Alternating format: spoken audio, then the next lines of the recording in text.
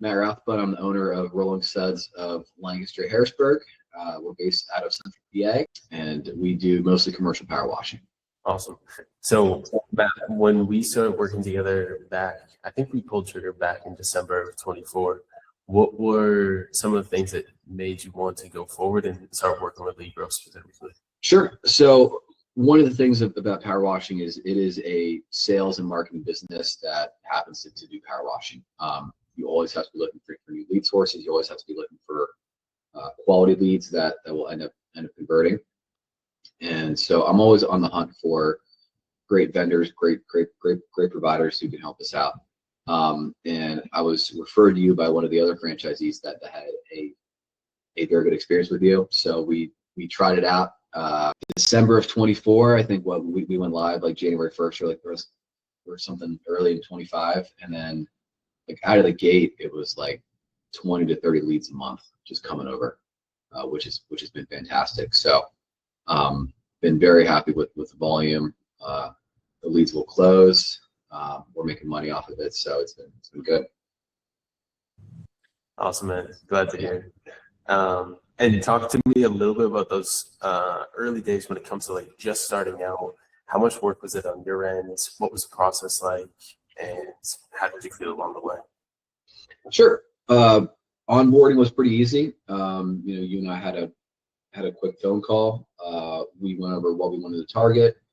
We picked out the zip codes and the areas, categories, types of customers that we would go after.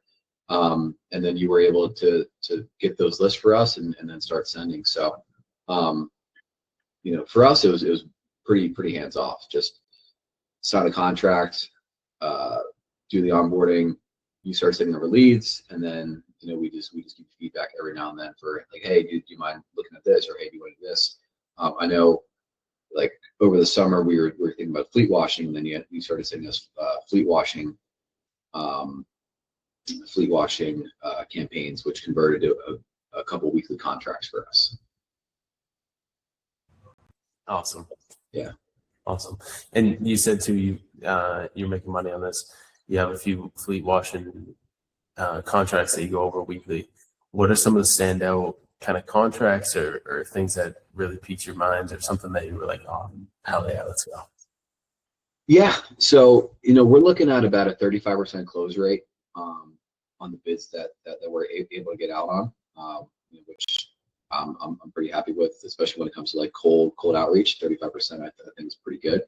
But that number can also go, it also can go up because commercial has a longer sales cycle. Some of the bigger ones, we got a $10,000 HOA, a couple $8,000 jobs, $5,000 jobs. So every lead that we get has opportunity to it. And when it comes to commercial, you don't really look at like the first job you get. You look at total lifetime value for the customer. Typically for commercial, it's going to be higher. Yeah, incredible. And honestly, that's that long-term vision. Making that switch from residential, a lot of pressure washing companies kind of grow organically first residential, and getting into the commercial, it's a little bit of a mindset shift, would you say? Yeah, for sure. Because in 2024, we were mostly residential focused. I would say the bulk of our revenue came from residential, and resi's fine. It's just a grind because you're doing just a volume of jobs for $400. So if you can get those $5,000 hits, $10,000 hits off of an email that's someone else sent for you, it's great.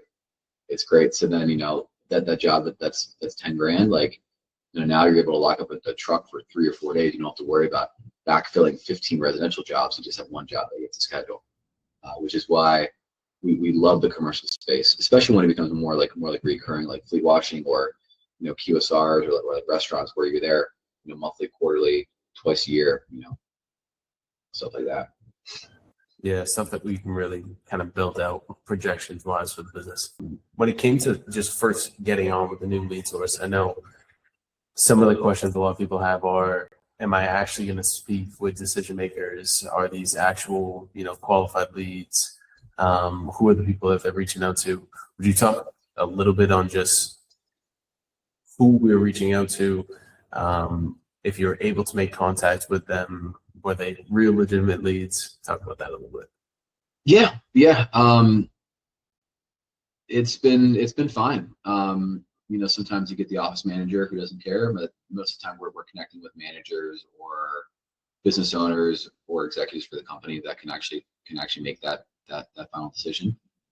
So I'd say for most of the leads that we've gotten in, they've been good. They've been easy to get in contact with, easy to send quotes to, and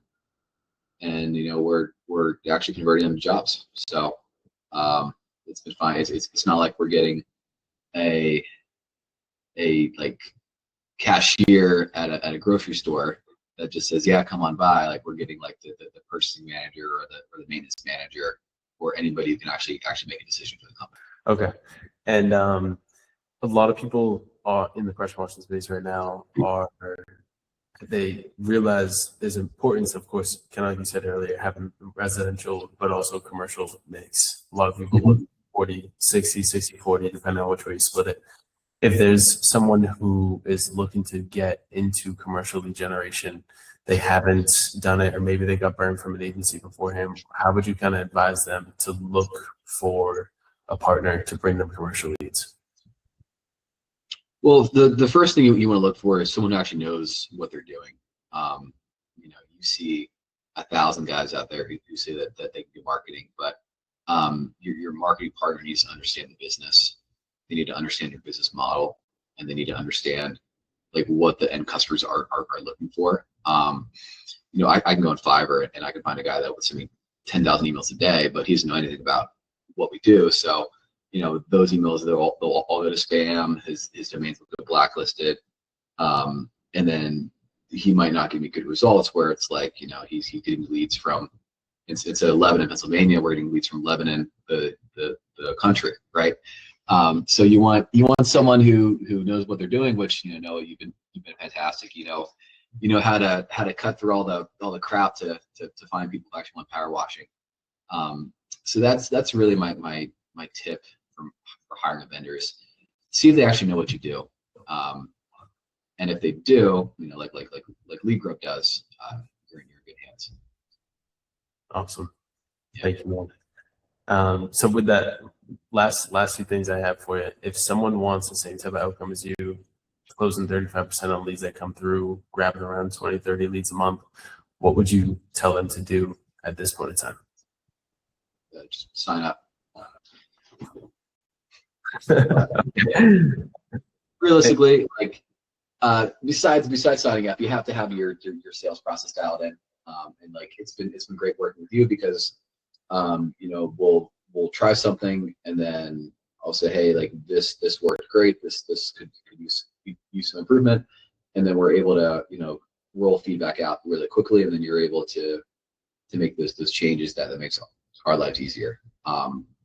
Which has been great because some of the other vendors that we work with, they're very cut and dry. It's like we're doing it this way, no modifications, no changes. Where just the other day we were talking about how we did the change in lead delivery, and we just made some small tweaks that's going to really make it easier for us. So it's been great in like that respect. Awesome, man. Thank you. I appreciate that. And one other question I have for you too is, instead of this being a parade on Leadgrove and doing great, where are some areas that we could improve in terms of service for you? No, like I said, things have been good. When we have something that we want to address, or if we have changes that we want to make, it's easy phone call or text or email, whatever it is. So the big thing is that you're consistent, right? Whether it's January or July, 20 leads a month are coming in. So it's been good. Nothing bad to say. Nothing that we're happy with. And then whenever there's changes that I want to see done, you're able to roll it out. So that's been great. Awesome. Well, thank you, Matt. I hope people that were watching this got some good value from it. Matt's one of the best that we've seen in the game. We spoke with many pressure washing companies across the country, and Matt is a standout inside of Rolling Suds and also across the country. And I'm sure you see him on Twitter or something of the sort too. But thank you for sitting with me here today, Matt. It's been a pleasure working with you for over a year now, and looking forward to the future.